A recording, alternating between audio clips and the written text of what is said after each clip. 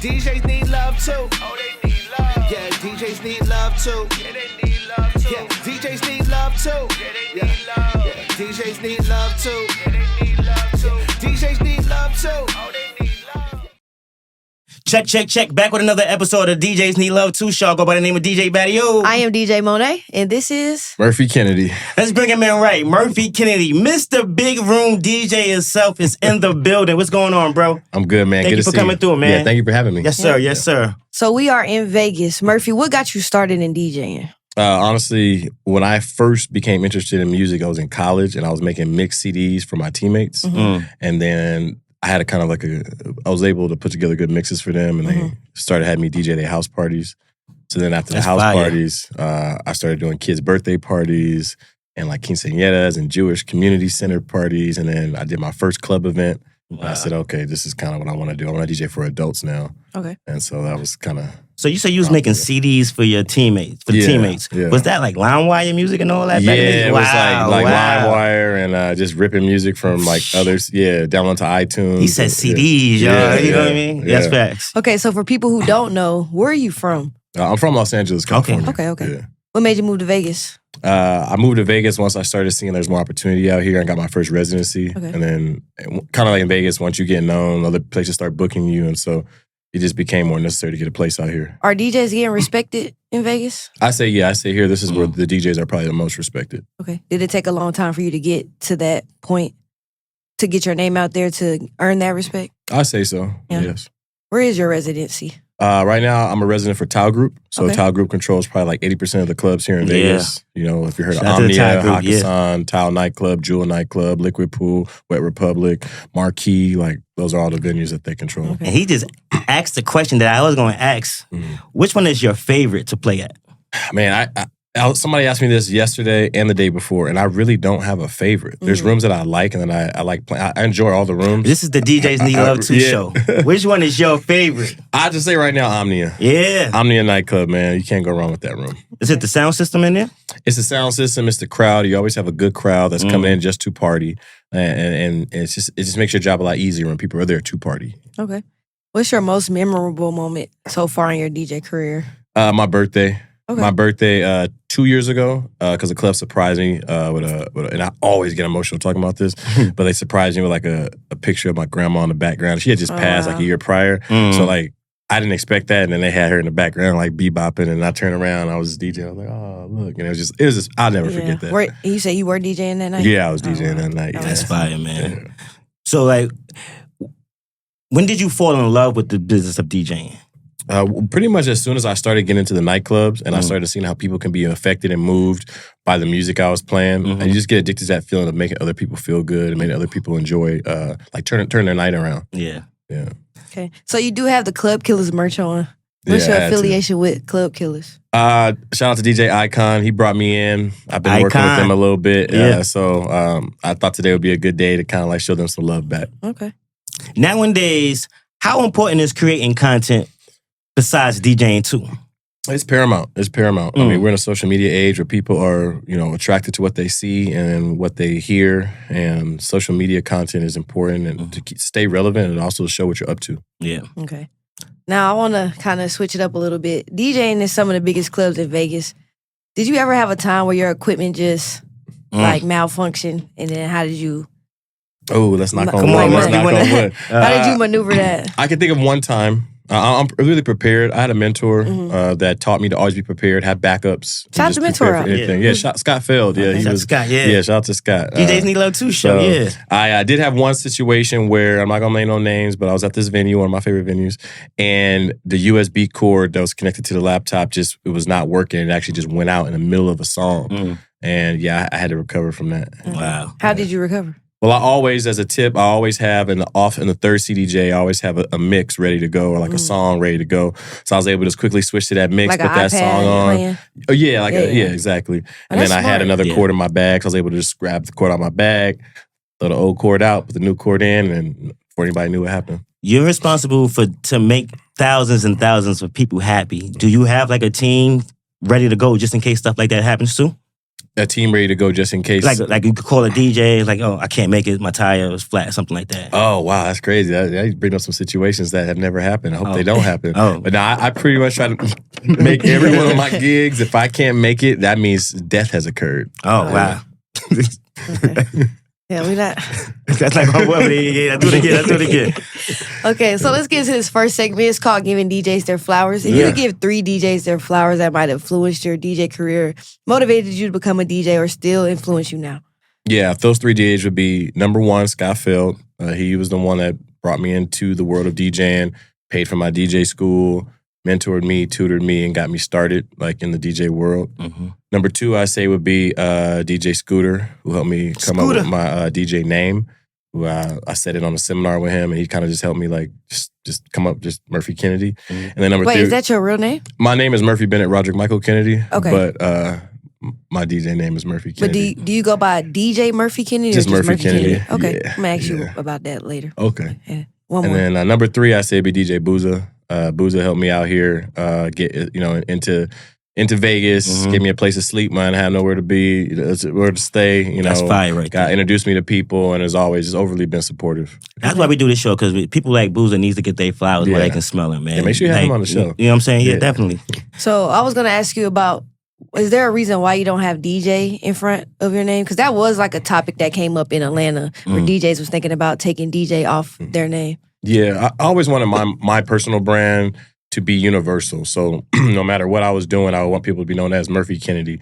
And that's also my brand as trademark. So I just always wanted to be known as Murphy Kennedy and not really have to, and some people will attach it, but it's naturally just Murphy Kennedy. Okay.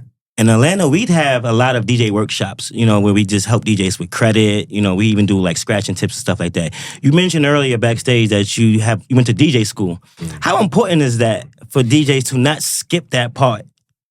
I think it's wholly important because, whatever profession you're in, whether you're a pilot, whether you're a teacher, you need to have a foundation. You're a doctor, you just don't go do surgeries and, I think this works, I'll figure it out. Mm-hmm. No, a DJ school gives you the fundamentals. It was called Fundamentals Academy. It gave me the fundamentals of mixing, of club programming, all the things, etiquette, equipment, setups, troubleshooting, all of that, the things that today's DJ would need in an environment. Like little stuff like how to wrap a wire. Yeah.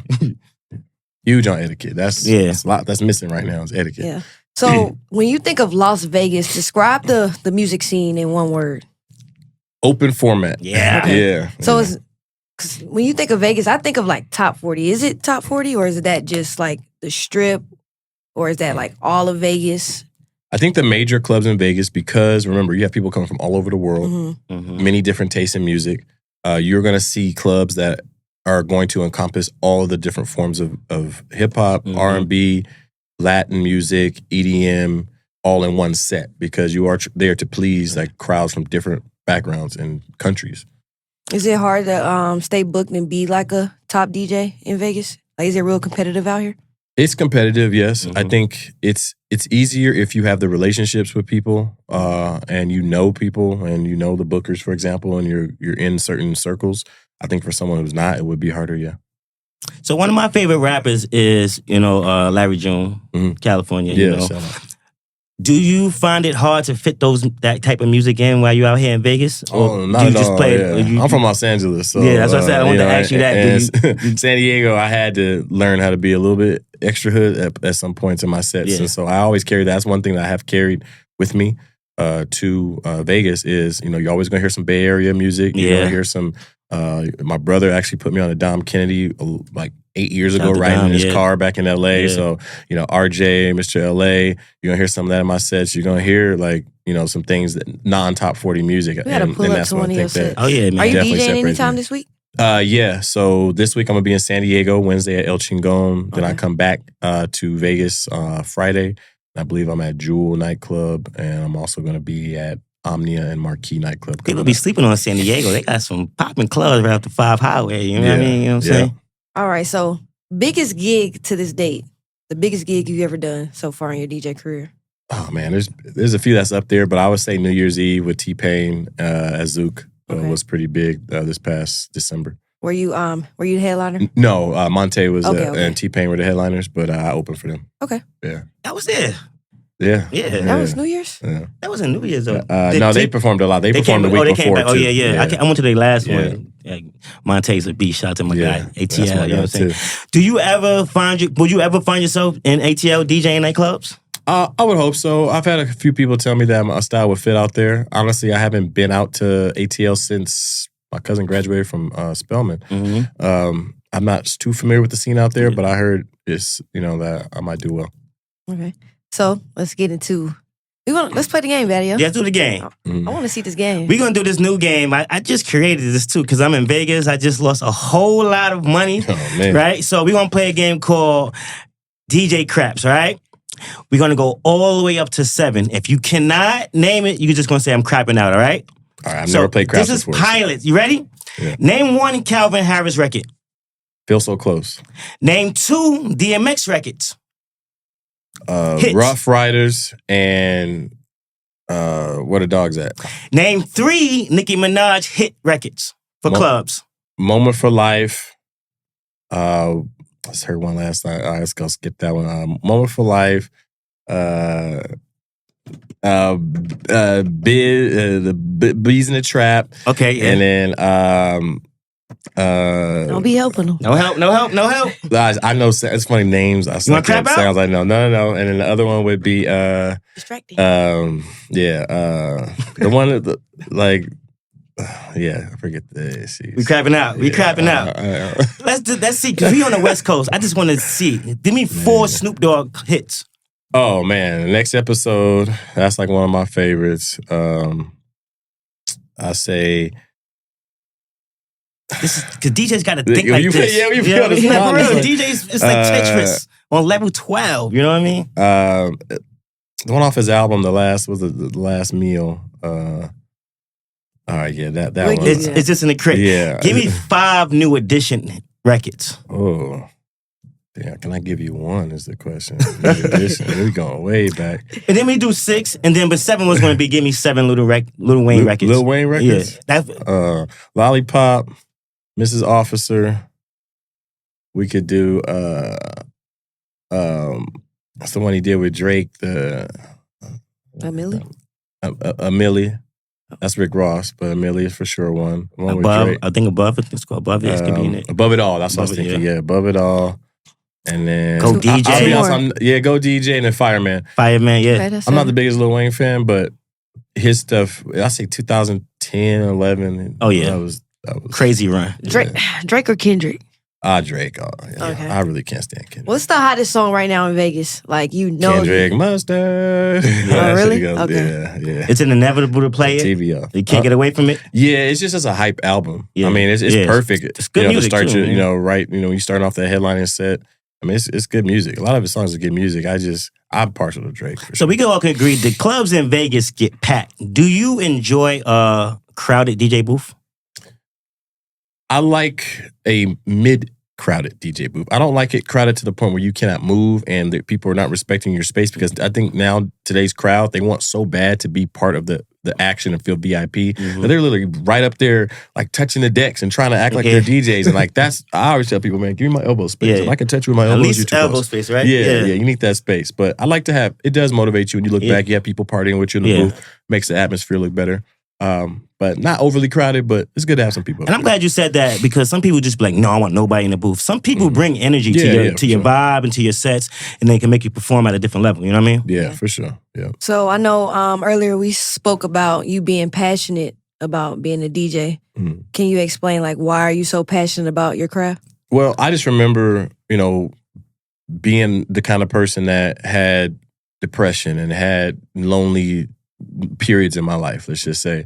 And I remember how music brought me out of that. Mm. So then I take that now to my craft, and I look at, some people, they come to the club that night because they're going through a divorce, they're going through a breakup, or, they're just having a bad week, they need to get out and let loose. And you can literally, as a DJ, you have the ability to turn that whole night around for them. Mm-hmm. And I think when you look out and you see those people literally getting musical therapy and you're able to contribute to that, I think that's a really good feeling that you're addicted to. And some people are out there celebrating birthdays and bachelorettes and just, being out in Vegas or being out wherever they're at. And that's cool too. But they're able to make people happy in a way that, in a positive way.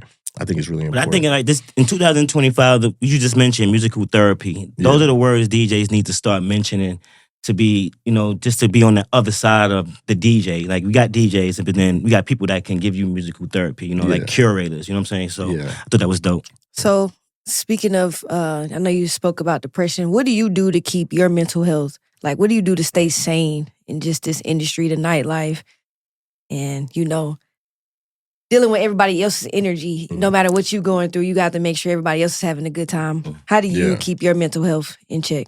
I mean, first of all, you got to have that relationship with God. You got to stay out. You got to stay paired up. You also need to, as hard as it sounds, stay separated from your devices. The devices cause a lot of mental problems. That's a good tip. And it's hard because we're DJs and we're on Instagram marketing and we're dealing, if you have any side businesses, you're dealing with people and we're just connected to our phones. But I mean, you will learn as the studies become more and more prevalent, the dopamine addiction and how dopamine addiction affects the brain, how it causes depression. Aside from all the other things you have in life. But I think the main cause right now is, cell phone addiction. Media. That's I really talked about. Social media addiction and all that. So you have to kind of consciously make efforts to separate from your phone, even if it's yourself or somebody reminding you, like, hey, man, put your phone down for a little bit. Like, and we don't even know it sometimes. Yeah. Like, we don't even know how addicted we are to these devices until you look at your screen time. You're like, damn, I spent 6 hours on this thing yesterday. Yeah. Right? Like, so. I'm sorry. Speaking of the phones, have you ever been in the club and just saw everybody on their phones? LA, go to LA. Yeah. That's all you see. What do you like? How do you try to maneuver that? That's Atlanta. I don't try to fight that battle because you're not. With any type of addiction, if you call that person out, they're usually going to strike back at you, like whether it's drugs, whether it's alcohol, whatever. So I've learned not to fight that addiction. I just try to make sure that as a DJ, I'm always engaging with my crowd. Okay. So they have no choice to party because I'm always on the mic, talking to them, shouting them out, figuring out who's who in the room, having them do stuff, playing games with them, whatever it is. And so really, I don't really run into that problem. Like, it's like, unless you go to LA. LA is more of a place where people are there to be seen and it's a totally different environment. Yeah. But out here in Vegas, a lot of people, they're not on the phone. They're out here to party. Yeah, they dance. They dance out here. They party. That's why it's cool to be out here. For me, it's my second leg of DJing. Like, they stopped dancing up north. They stopped dancing in the south. You know what I mean? Is Vegas the only city where people dance? I wouldn't say the only city. I haven't been to every city, but I know there's places out there, especially in the South, I think, where the DJs are different, where they're playing actually dance tracks and dance along and trending TikTok tracks and things like that. I think in some markets you just get stuck with the same top 40 songs all the time, and people get bored. But bring back the electric slide, the Cupid Shuffle, YMCA. Watch people will dance. Yeah. You can bring stuff like that I to the haven't club. heard this in a minute. The Juju on the beat, Stanky Leg, Soulja Boy's track. Like, those are all songs that now. I will tell you, though, sometimes you don't want people doing that because it will separate your dance floor. If you had too many people out there doing the stanky leg, you start having divisions. Yeah. So my go-to is Latin music. Latin music will bring not only the women onto the floor together because they love vibing to some sexy Latin music, but then the fellas will come and join them too because, they're shaking that little booty thing. Yeah, that was fire. Yeah. So we're going to get into this second segment. It's called Would You Rather. So Battio's going to ask you a series of questions. You just have to pick either or. You can't say both. And you can't say All right. You can't say You ready? Scratching or blending? Blending. Controllers or vinyl? Controllers. Controllers or CDJs? CDJs. Serato or Virtual DJ? Serato. Who do you rather have sing at your wedding? Would you rather have Maxwell or Usher? Usher. Do you rather a host when you're DJing or no host? No host. Do you rather use headphones or no headphones? Headphones. Miami bass or New Orleans bounce? Miami bass. 90s hip-hop or 2000 hip-hop? 2000s. 90s R&B or 2000 R&B? 2000s. Do you rather swag surfing or Before I Let Go? Swag surfing. Do you rather DJ the whole night or just a set? The whole night. When you're getting paid, do you rather get paid in a check or cash? Cash. Cash or Zelle? Cash. This is the last question. Do you rather have a calendar full of corporate events or tour with a popping artist for a year? Oh, we tour with popping artists for a year for sure. Okay. Yeah. Oh, okay. I'm on tour right now, so I want to know why tour? I just don't like corporate events. Okay. I love corporate events. We're going to have to talk about it. And I wanted to go off another one. He said, why would you want to DJ the whole set? I like curating the whole night. Mm-hmm. Sometimes I'll get to a venue and let's say the opener is just not doing his thing and people start to leave. And I hate that. Like, I've seen that out here in Vegas a lot where like the opener or the headliner gets on and the room is damn near empty. Mm-hmm. And so I'd almost rather set that vibe from start to finish and me have control the whole night because I know I can open for myself, I can headline and I can close. Okay. And I don't mind it. I don't mind playing for 5 hours. I think it's a much better musical journey. Yeah. That's crazy. You can watch the party build. Yeah. Mm-hmm. It's well, most of the time you walk in a party in Las Vegas, it's packed. You know what I'm saying? But then it's not There's popping. Some rooms, where if people are very we're in this like do it now, instant demand world right now. So if they don't hear what they want to hear, they'll leave or they'll get bored, And so you really have to, hit them with the quick mixes, the quick edits, and keep that dopamine feeding. All right. So before we head out of here, one DJ tip. Just look at the camera. One DJ tip for any up and coming DJ or any DJ now that you wish somebody would have told you. Be ready when you get your shot. Don't be so in a rush to go play that venue, play that club, that you forget that it takes time, it takes experience, because you only get one shot. And if you blow that one shot, you're probably not getting that shot again. So be ready for your moment. It takes some time, put your dues in, and then when you get in that room, kill it. Okay. And Battio, ask them the reason why we're here. Why do DJs need love? Because we people too, man. I know y'all don't think so, but we're people too. We got hearts. You cut us, we bleed. You choke us, we suffocate. We need love too. Felt that moment. Yeah. Okay. Well, if you love the content in this interview, we need you to first comment, hit subscribe, tag a DJ that needs to hear this information, right? I go by the name of DJ Battio. I am DJ Monae, and this is Murphy Kennedy. We have never ended the show like that, but that was crazy. DJs need love too.